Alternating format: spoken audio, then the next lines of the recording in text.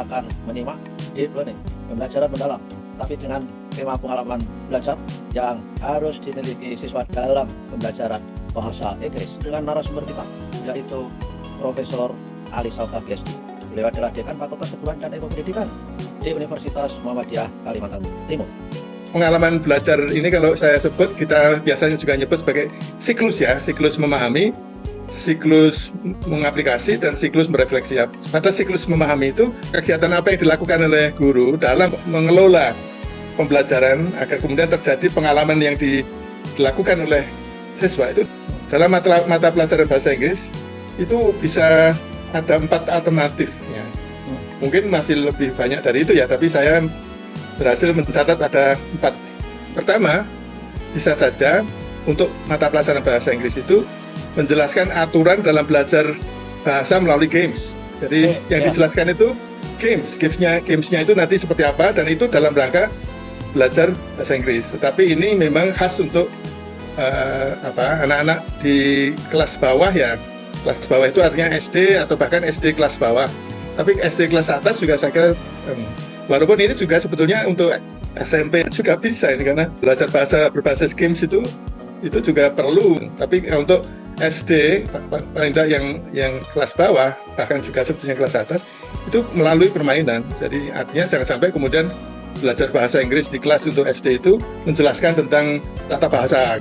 Jadi kalau ada kata-kata belajar sambil bermain atau melakukan permainan, jangan salah dipahami itu main-main saja. Enggak, itu memang pembelajaran bahasa berbasis games. Jadi sebetulnya tanpa dirasakan oleh murid, khususnya yang kelas bawah, itu mereka sebenarnya kemudian akhirnya memperoleh kaidah-kaidah tanpa disengaja. Yang kedua ini adalah mengekspos. Kalau dalam bahasa Indonesia itu malah tidak dikenal ya, memacankan. Kalau menggunakan kata bahasa Inggris lebih jelas ya, mengekspos murid ke teks tulis dan atau teks lisan untuk memperkenalkan kaidah berbahasa secara implisit atau induktif. Kegiatan memahami itu ya kegiatan membaca atau menyimak atau memirsa. Siklus memahami itu memahami dalam bentuk membaca teks tulis atau menyimak teks lisan. Tapi kemudian karena isinya menarik, maka sebetulnya secara tidak langsung mereka juga menyerap kaidah-kaidah bahasanya, bahwa di situ ada subjeknya, ada predikatnya, kalau perlu objek ada objeknya, ada keterangannya, tapi tidak usah dijelaskan bahwa ini subjek, ini predikat.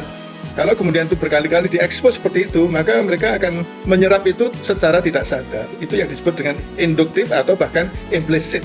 Ya, yang kedua tadi pembiasaan membaca dan pembiasaan menyimak untuk memperoleh informasi. Yang sekarang ketiga ini ya memang jangan sampai untuk kelas bawah.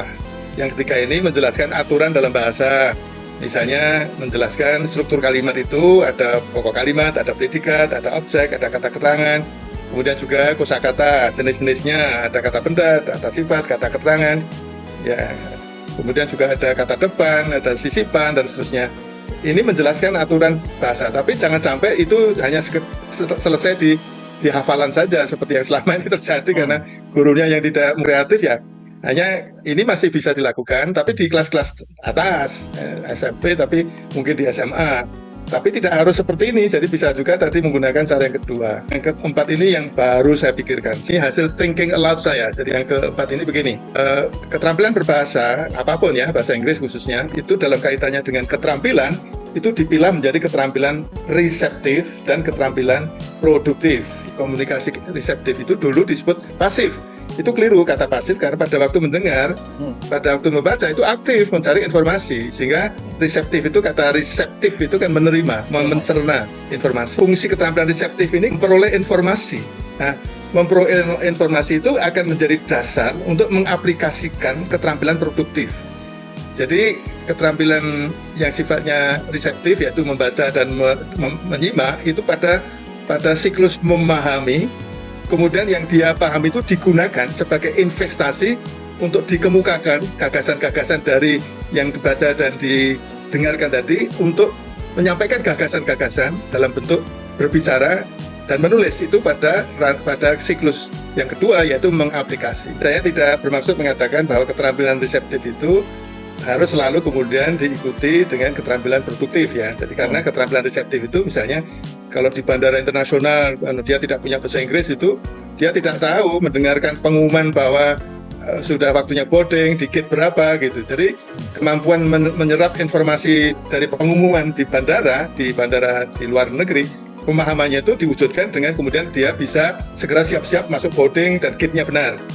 Ya. Nah, itu dari mendengar ya. Dan kalau dari membaca, ya dia melihat ada produk baru, ada mungkin beli obat, kemudian tahu bagaimana meminum obat itu dari membaca peraturan instruksi dalam bahasa Inggris. Itu bisa saja perilaku lanjutan dari memahami apa yang dia baca, memahami apa yang dia simak, dalam perilaku yang tidak produktif, yang tidak dalam kaitannya dengan keterampilan produktif.